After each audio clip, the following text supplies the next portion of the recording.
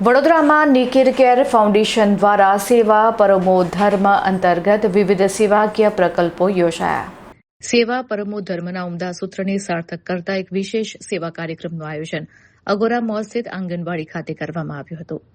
નિકિર care foundation અને સ્થાનીય સેવાભાવી મિત્રોના સંયુક્ત ઉપક્રમે યોજાયેલા કાર્યક્રમમાં ભારતીય જનતા પાર્ટી મહિલા મોરચાના અધ્યક્ષ સ્નેહલબેન પટેલ ખાસ ઉપસ્થિત રહ્યા હતા અને આ સેવાકીય પ્રવૃત્તિઓને બિરદાવી હતી।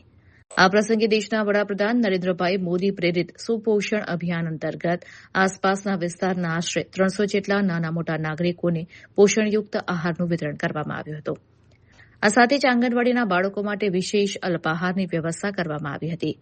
મહિલા અને બાળ સ્વાસ્થ્યને પ્રોત્સાહન આપવાના ભાગરૂપે વિસ્તારની 15 સગર્ભા માતાઓને જીવન જરૂરી ચીજ વસ્તુઓની કીટ એનાયત કરાઈ હતી।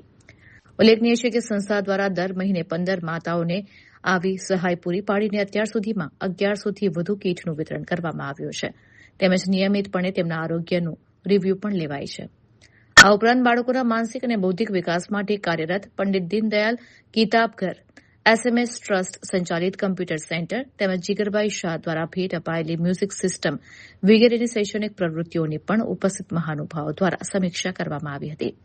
આ કાર્યક્રમથી સ્થાનિક પરિવારોમાં ખુશીનો માહોલ જોવા મળ્યો હતો।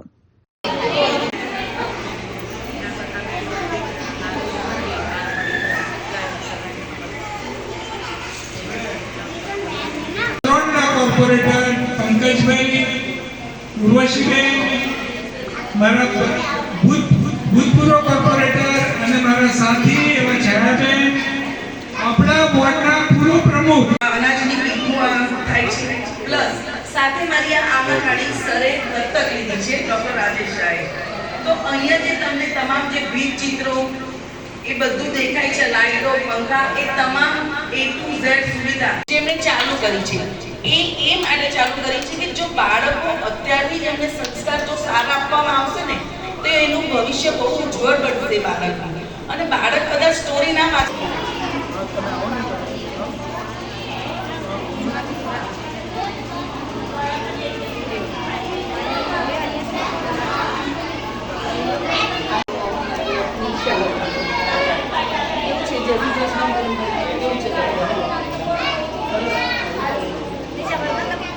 તમે એનો બહોળો ઉપયોગ કરો છો અને જે વાર્તા આપણે આપણા માતા પિતા પાસેથી સાંભળી છે, તમે બધાએ સાંભળી છે ને, એ આપણે છોકરાઓને કહી શક્યા નથી। એ ફરીથી ચાલુ કરવા માટે આપણા આદરણીય વડાપ્રધાન શ્રી મોદી સાહેબ જે સ્વપ્ન છે વાંચે ગુજરાત, એને પરિપૂર્ણ કરવા। હા, એટલે પેલો એક સત્યમ કરીને છે ને, આપણા પેલા બીજું ઓળખે છે કે જે માતા પોષિત હશે ને એનું જ બાળક પોષિત આવશે। અગર જો માતામાં જ કશા પોષક તત્વો નહીં હોય તો એને બાળક 8 વર્ષથી થાય છે અને અત્યારે પણ એ કન્ટિન્યુઅસ ચાલુ જ છે કે આખા વોર્ડ નંબર 3 માં જેટલી પણ આંગણવાડીઓ છે, જલારામનગર, વરણી, વેમાલી, સમા, આપણું પ્રધાનમંત્રી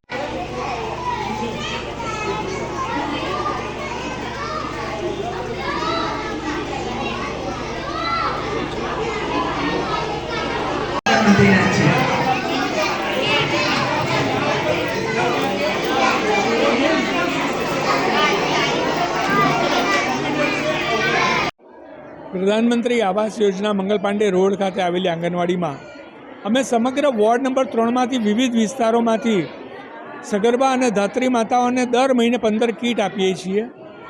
કીટ આપવાનો ઉદ્દેશ્ય એ જ છે કે એ લોકોનું જતન સારું થશે, સગર્ભા માતાઓ, ધાત્રી માતાનું જતન સારું થશે તો આવનાર બાળક એ પણ તંદુરસ્ત બનશે અને આવતીકાલનો સમાજ એ શ્રેષ્ઠ સમાજનું નિર્માણ થાય તેવો નેક કાર્ય નિકિર કેર ફાઉન્ડેશન સાથે સેવાભાવી મિત્રો વિક્રમભાઈ ખિડકીકર અને સમગ્ર આપ જોઈ શકો છો કે આ વિસ્તારના કોર્પોરેટર્સ બધાના મદદથી અમે આ સુંદર કાર્ય અહીંયા કરવા માટે સક્ષમ બન્યા છીએ।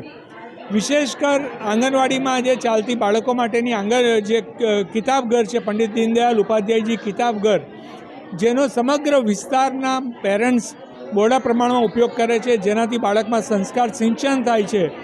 માત્ર સંસ્કાર સિંચન નહીં, એનું માતા પિતા સાથેનું કમ્યુનિકેશન વધે છે, મોબાઈલથી દૂર રહે છે। આમ ઘણા બધા ફાયદા અમારે કિતાબઘરથી છે। કિતાબઘરની વિશેષતા એ છે કે અહીંયાથી લઈ ગયેલી ચોપડી પેરેન્ટ્સે પાછી નથી આપવાની, પણ બાજુવાળા ઘરે અવશ્ય આપવાની છે, કે બાજુવાળા ઘર પણ એમના બાળકને વાર્તા કહેવા માટે પ્રેરણા મળે. આવો સુંદર ઉદ્દેશ્ય સાથે આ કાર્ય થાય છે. હું બધી જ માતાઓને, અમારા આંગણવાડીના ઇન્ચાર્જ એ સૌને અભિનંદન આપું છું કે આપના મદદથી આ વિસ્તારના સેવાના કાર્યો અમે સરસ રીતે કરી શક્યા છીએ. અસ્તુ વંદે માતરમ. ભારત માતા કી જય.